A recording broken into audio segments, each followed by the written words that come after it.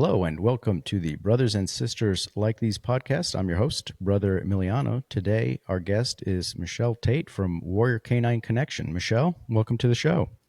Thank you so much for having Pleasure. me. Alrighty, so give some background to our viewers about your organization that you're. Sure. So I work for a nonprofit organization called Warrior Canine Connection, and we are headquartered out of Boyd's, Maryland. And we here in Asheville are just a smaller satellite site of our headquarters. And kind of our mission is to enlist local veterans to come in and learn how to train service dogs for their fellow veterans through a process called mission-based trauma recovery, or MBTR. And our headquarters in Maryland has about 100 dogs in training, and then we here in Asheville have 6. Okay, and so the gist of the organization is that you take veterans to help train these dogs, canines, that are then given as service dogs to other veterans? Correct. So we, through the mission-based trauma recovery, we draw parallels between human and animal behavior because if you really look at it, we're all pretty similar despite, how many paws and that kind of thing that we have. And then that way, our veterans are learning some different skills, even just dog training skills to take home or parenting skills to take home to their family or to their personal dogs. And then it's a nice way for them to be able to give back to their veteran community without a whole lot of pressure. There's a whole bunch of different coping mechanisms that go into it. And then you also get the benefit of learning about yourself and learning about animals, but under much lower pressure because animals make everything easier for a lot of people. Okay, sounds very, very interesting. And how did you personally get involved with Warrior Canine Connection? Sure. So my background as a person is I've always been better with animals than I am with humans in a lot of instances, and so I've been a professional dog trainer for over a decade at this point. But I found out very early on that my skills really excel at task training, and I get along very well with veterans in that particular community. And there's a big need for service animals for that community. So I've been training service dogs for military veterans for about 8 years at this point. And so this is just a different kind of track of that. I don't pair teams at this point. I just work day to day with probably 15 to 20 different veterans a week, teaching them about animals. Okay, and so we always like to give our listeners a little bit of an origin story of our guests. So, what's your origin story? Where are you from? What's your ties to the military? Things like that. Right. So I am originally from Minnesota. I come from a long line of veterans. I have both my grandpas were in Korea. I have a cousin who is a Marine, a Purple Heart recipient. Some of my best friends are veterans. And so I've always been pretty heavily involved in the community. And then my background in dog training was just like a natural trajectory. When I was in dog training school, I actually worked with a lot of the veterans that were at dog training school because they didn't always have the propensity for book learning. So I was able to help a lot of my veterans with just like the classroom work. And then some of them were handlers in the military learning how to be a different kind of dog trainer. And so we were able to, figure out how to communicate with one another and learn different types of training. So my background is in behavior modification, and I've actually done a lot of detection work and a lot of protection work prior to this. I just happen to really like service work. Okay, that's an interesting point because as a GWAT veteran, Iraq, Afghanistan, we had a lot of canine handlers, and I was just thinking, probably jumping over walls is not what you guys need as mission. So it's especially the trainers too. So that's an interesting point that I hadn't quite thought about in that way. Same animal, probably same skill set, but not necessarily the same mission or the same tasks.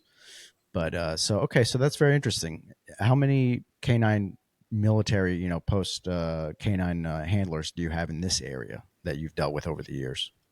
Yeah, so it seems to be a pretty even mix. If we have like 15, say I work with 15 to 20 veterans a week, probably between 3 and 5 of those have some sort of handling in their background.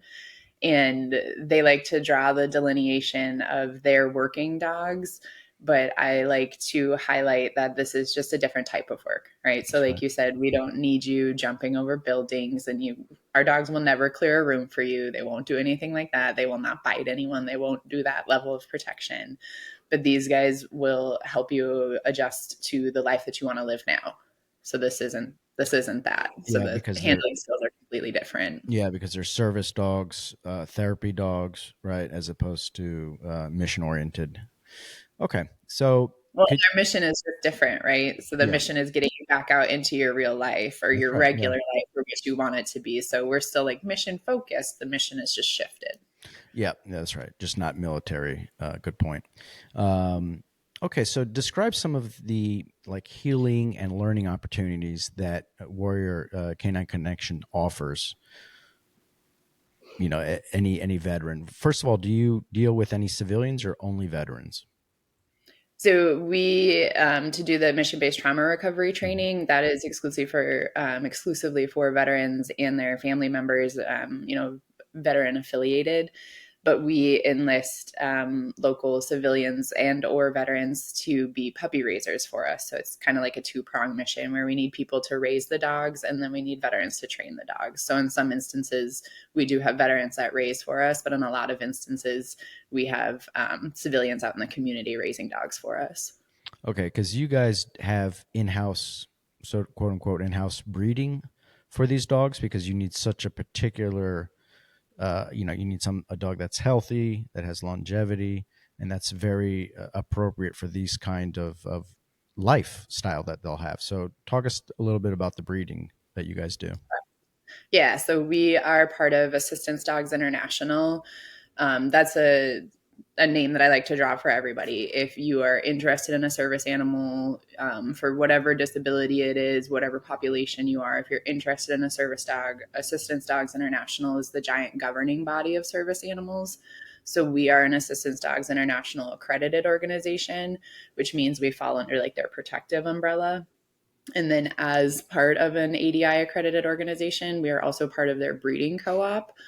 And so, what that means is we are pulling certain characteristics from individual dogs to breed the most perfect service dog for a military veteran. So, these guys they're not guide dogs, they're not MWDs, a perfect mix of those things because they have to be a certain degree of empathetic.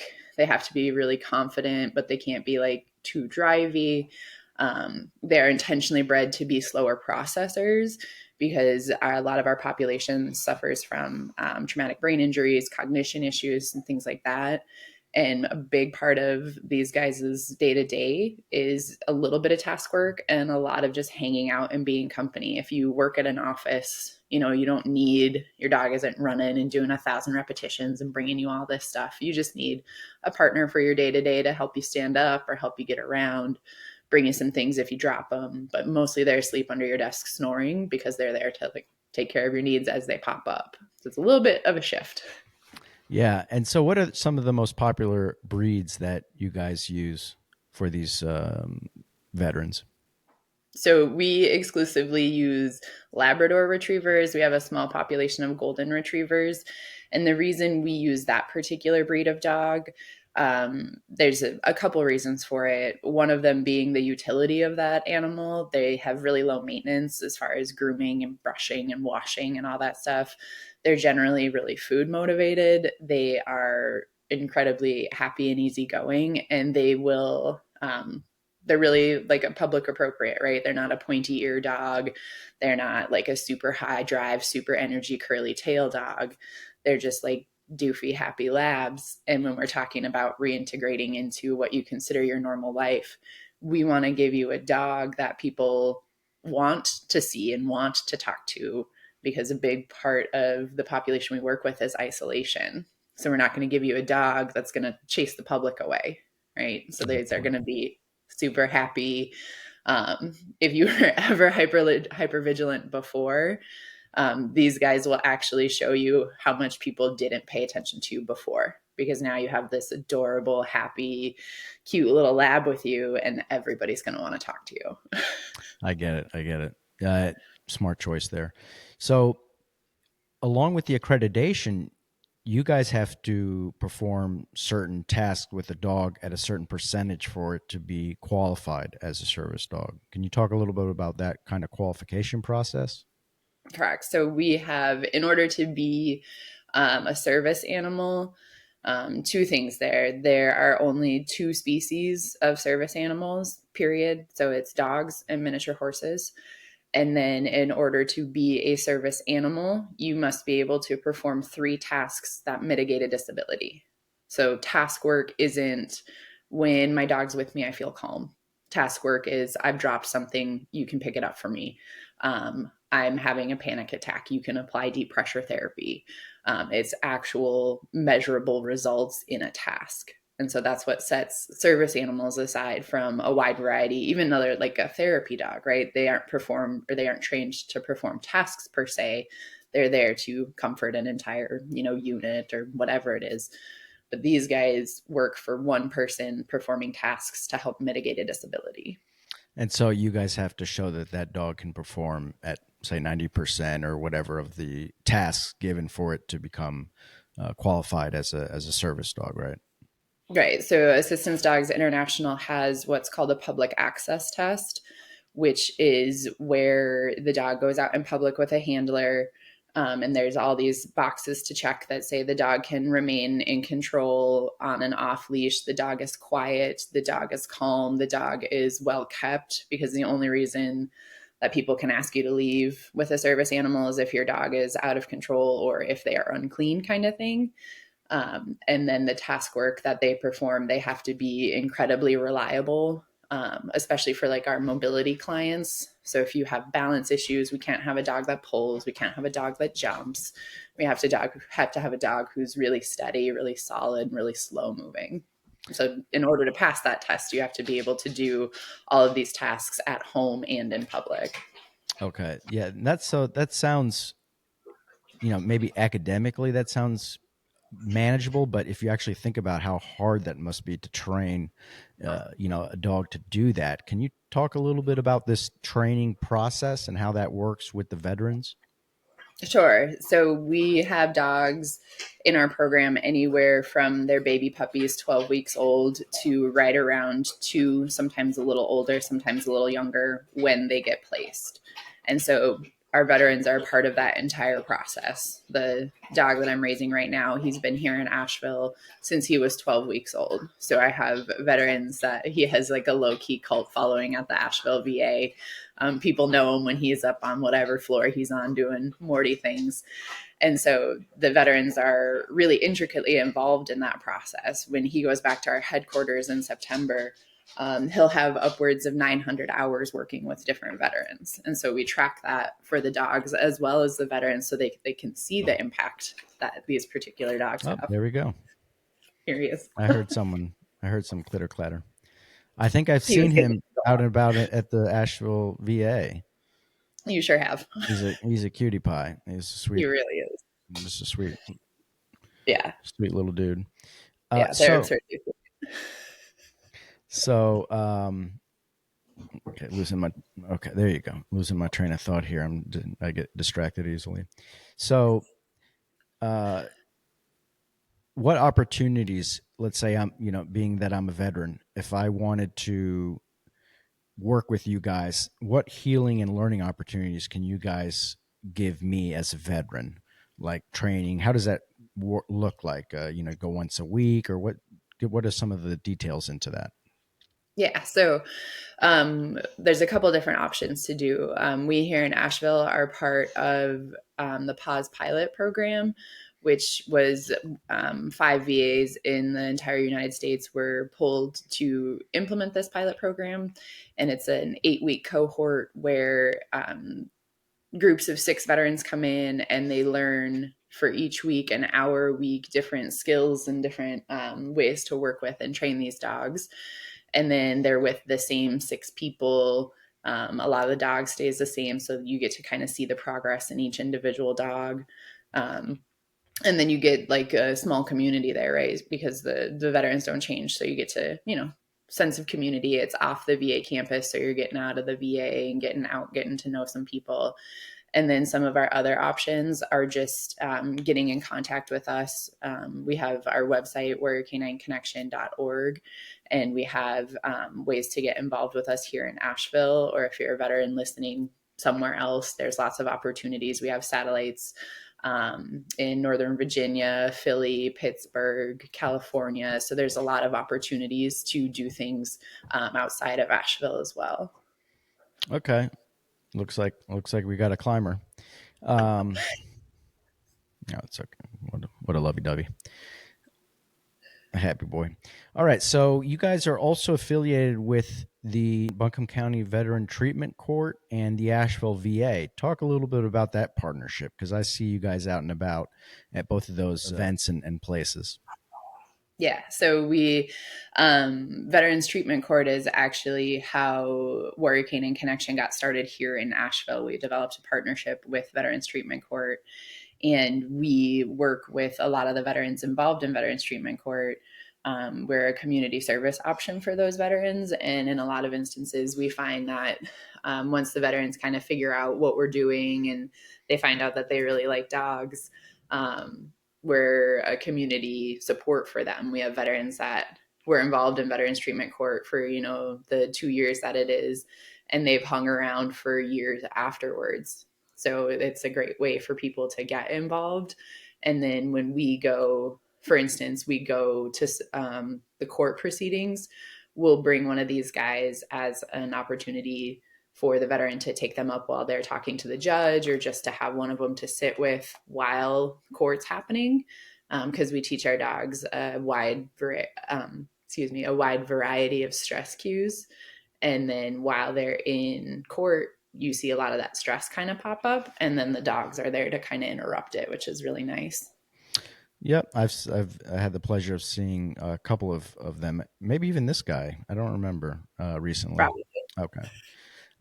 Now, has the Honorable Judge Pope and Dr. Kevin, Dr. Brother Kevin, have they been part of any of this training or any of this process, or have you been able to drag them into it? For sure. Dr. Kevin Rumley actually has just received a facility dog from us. Oh, So previously, he had a facility dog that worked with him at the Buncombe County Courthouse, and he worked with the Veterans Treatment Court veterans, of course, but he also worked within the courthouse in general. That particular dog's name was Clifford. Unfortunately, he passed away. So we got just recently, I think as of last week, Kevin got a new dog and he brought him into the courthouse. And so that dog is learning how to adjust to a different style of work in life, going to the same place. A facility dog doesn't have the same public access rights as a service dog. But so okay. what that means for Kevin's dog is it can go to work with him every day and hang out with veterans and hang out Interesting. with all the people that want to touch him. Yep, very interesting. Okay, so what events and occasions do you have on your forecasted on your horizon? Sure. We will be attending the Women's Warrior keynote luncheon out at Veterans Healing Farm later in September. We have an event, I'm not sure what it's called, with brothers and sisters like these and Heart of Horse Sense in October. And then in September is our yearly graduation. So that's something that you can stream online. It's on YouTube and Facebook, where you get to kind of see the impact of all these dogs that are graduating and the veterans that they're paired with. They're forever veterans, is what we call them. So you get to hear a little bit about their stories, and that's kind of a cool way to get to know about the organization. You find out that all of our dogs are named after veterans, so they have this namesake story to carry on the name of their veteran, and it's a nice way to kind of loop it all together. So, if people wanted to help, participate, volunteer, donate, what are some of the ways that they could do that? Yeah, so you can find all of that information online at our website, warriorcanineconnection.org. There's a how to get involved tab that you can kind of drop down and click on. And then here in Asheville, I'm the resource to get a hold of if you want to come and work with us, if you want to donate, anything like that. I can steer you in the right direction as well. Okay, let me ask you to spend a minute on this topic. So, you guys do Canine, Heart of Horse Sense, Special Liberty Project does equine. Our brother Al does agro. We do creative writing in the arts. How do you see that all these fit together, work together as force multipliers, as opposed to having, like an adversarial, like, oh, we like dogs, but we don't like horses. That's not what we have going on, especially here in Western North Carolina. But how would you put that kind of what's going on here in Buncombe County and in Western North Carolina in context, given that we have so many different types of nonprofits, but all that have the same mission and the same ultimate vision? Yeah, so that's something that since I moved to Western North Carolina, I found utterly refreshing. You see a lot of different areas that kind of, like speaking in dog terms, kind of like resource guard their population or that sort of thing, and they don't encourage you to work with other ones. Kind of the way we see it at Warrior Canine Connection is it's not every program is going to be for every veteran, but you can find a lot of validity in parts and pieces of all of these things. And we also like to be that community connector. So, like, you came to work with us because you like dogs, right? But then you found out that we go out to Veterans Healing Farm and sometimes, like, we come back with honey or we come back with produce. And now all of a sudden you realize you want to be involved in doing something like that. Or same with brothers and sisters like these. We have numerous veterans that are engaged in all those different organizations, and it doesn't take away the impact of any of that. It actually builds the connection and builds the community because you see so many familiar faces and everybody's slowly bringing in that one veteran they know, or they found that one friend that they hadn't seen in a while. And then you can kind of get on an even playing field with one another and get back out into the community in a way that serves you and helps in your recovery, whatever you're recovering from. Thank you. I couldn't have said it better myself, and I fully agree with that. I see it all as a force multiplier. We each have pretty unique abilities, and but the population is the same, right? It's all going back to veterans, but the way we go about it is slightly different enough that we don't step on each other's toes, but instead we kind of hold hands and work together. And that's particularly true here of Western North Carolina versus other areas. We really, really have a good partnership, and part of these podcasts is to promote other nonprofits in our area so that we can all ultimately just improve the quality of life of the veterans, that live in this area. Yeah, I've actually done a podcast with Veterans Healing Farm, and I've done one with you guys. And then I hosted a podcast at the VA where I had Veterans Healing Farm on it. And so there's like this idea of all of us working together so that veterans are getting a hold of every resource they could possibly need is the goal for all of this. It's not one shoe fits all, but we got a whole bunch of shoes for people to try on. Yeah, and I think that's what the October 11th, which I'm not sure if we're going to call it open house or whatnot. We're still working on that, but I Yeah. think that's kind of what we came up as an idea, is to use the facility at the Veterans Healing Farm, which is just a beautiful place. If you haven't gone to it already, please do. Listeners, not you, Michelle, and so we thought, what a great way to showcase and bring some camaraderie and make people feel comfortable and showcase each of our abilities all at the same time in the same day at the same event. And so that's kind of the spirit of what we want to do, and I think it'll be quite interesting. So I look forward to that and seeing you guys out there. We're very excited as well. It should promises to be a good time, especially when you get all those groups together. Everybody knows everybody, and the Exactly. dogs and horses always they take some time to get to know one another. A lot of times the dogs think that the horses are just big dogs, and then the horses have questions because they know they're not dogs. So it's a fun experience for everyone. Exactly, that's right. So is there a way, and how can brothers and sisters like these help Warrior Canine Connection become better? What can we do to facilitate your organization?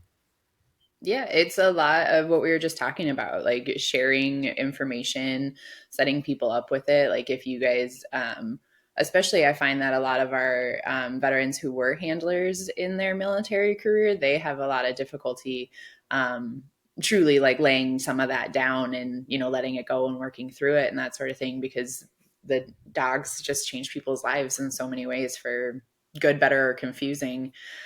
So the ability to talk about that and write about that, come and work with us, we come and bring dogs to your sessions, like a lot of what you experience too, the validity, you get more buy-in when you bring the stuff to the people or the people come to you. I can talk about dogs all I want and how wonderful they are, but until you start working with them and understand what we do, you don't know what we do. Same thing for you guys, right? Yeah. Yeah. And that's getting them in the front door or remotely. That's the biggest challenge for us because it takes, I think, to be honest, I think writing takes a little bit more trust than, say, an animal or aggro because it's a neutral thing. But pets, horses, there's some kind of natural bonding that we have with them.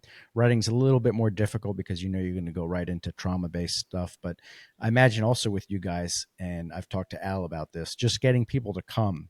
That friction point, that's the most important thing that we have to break down so that veterans can feel, safe and comfortable in an area that they're not going to be judged. And a lot of that has to do with the public outreach that we do, that like I see you doing out in the community a lot. And I think that goes a lot to making people feel that after the second or third time that they come in contact with us in some way, they say, okay, you know what? Now you guys are the real deal. I can reach out to you.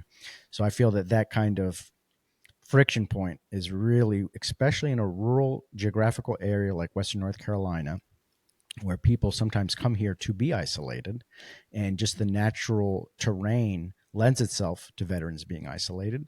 It's a really slippery slope where that isolation can be really detrimental to our mental health and just our quality of life.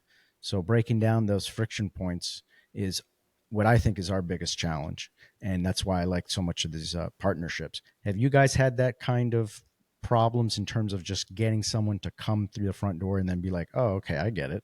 Or has it been a little bit easier because of the animals? We have really consistent problems with that, just based on the nature of like, yeah, I have dogs. I can lure people here all I want, like with the idea of it, but you still got to walk through that door. Right. So I've had multiple veterans where like they can get to the location, but they can't get in the door. So we're able to make accommodations. Like if you don't want to come inside, we'll go outside. If you don't want to get out of your car, I'll let this dog jump in the car and hang out with you. Like Wow. taking away the pressure of that. So people start to understand that like, yeah, this is new and difficult and yeah, it ratchets your anxiety up. But a lot of that can shift. If you like dogs, we can take away a lot of that pressure. Once you work with us, even just for 5 minutes, you'll understand that you're not going to wreck the dogs. We're not going to judge you. You are not professional dog trainers, and we don't expect you to be professional dog trainers. These guys are going to be paired with people with significant disabilities, so they can't be handled exclusively by professionals because they'll fall apart when they go to a regular person, That's right? a good point. Yeah. So the whole idea behind this is come and do this as a way to give back to your fellow veteran. It's not about how good of a trainer I am or how good of a trainer you are. It's about giving these dogs experiences and exposures so that when we hand over their leash to their forever veteran, we can say confidently, like, yeah, here's your service dog. It had this many hours of working with veterans. It's been to all of these places, and we know it's going to be good. Interesting point. I've not worked with any type of canine group or anything, so I think I'll have to get involved with that and see it firsthand. But I will say I've done equine, haven't really done aggro specifically. But what's interesting is all those forms, the other forms, kind of help the veteran improve because it's real therapy. I mean, don't get me wrong, but an extra thing I think that maybe canine offer is the fact that you're feeling empowered by your training actions. So it helps build your confidence, helps build your self-esteem, gives you a mission as opposed to, growing or riding or equine.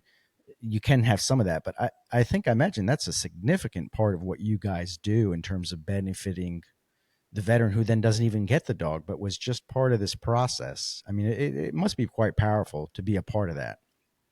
Yeah, it's a wonderful thing. We've had veterans who multiple years of their life they haven't gone out in public. I like one veteran in particular that I can think of. They hadn't been out in a store in over 2 years, and they got a wild hair and decided they wanted to go out in public. And I was like, cool, let's do it. And now we went on like one trip to Target. We like the goal was for them, they wanted to make it to the back of the store and get out. And I was like, cool, let's do it. We did that. And then later on, that suggestion turned into they needed to go Christmas shopping. And I was like, now I have to go to the mall at Christmas time, which I don't love to do, but as a way to empower my veteran, right? So they are continue to stay involved with us, and now they're on our wait list too. So it's Oh, like wow. these little steps along the way. And when you think about, we give them the idea of like measurable progress within yourself and within the dog. A lot of this is like, great, yeah, you're doing all of this stuff with the dog. You're showing it how to do it. You are teaching them how to do it. You are responsible for their progress. And it's a really cool thing to see when people feel they truly understand that they taught a dog something, and it's task work for a person with a disability. It comes with a whole lot of confidence. All right, so I'm going to give a little call to action to all the listeners that are in Western North Carolina. If it's somewhere you can have access to, or you want to volunteer or donate or be a part of, or know somebody that can be a part of, please reach out to Michele. Uh, really good group here and what they do, and they really deserve our support. And I'm glad we were able to have this little time together to kind of showcase what you guys do. It's magical. So the thing I want people to take away from this is, don't worry about breaking the dogs. They're very resilient. And don't worry about how you feel when you're training. If you don't feel a little bit weird while you're doing it, then you're not doing it right. So come in, learn how to train the dogs, and give back to your fellow veterans, because you will feel better for it. All right, my friends and listeners, our time has come to an end. And as usual, to our guests, the last word. All right. So again, we are Warrior Canine Connection, and we would love it if you would come in and learn how to train these dogs as a way to give back to your fellow veterans. And we promise you will not break them. They are utterly resilient. So go ahead and come in and work with us. All righty, sounds good. Michele from Warrior Canine Connection, thank you very much. It's been a pleasure. Thank you. All right, take care. You too.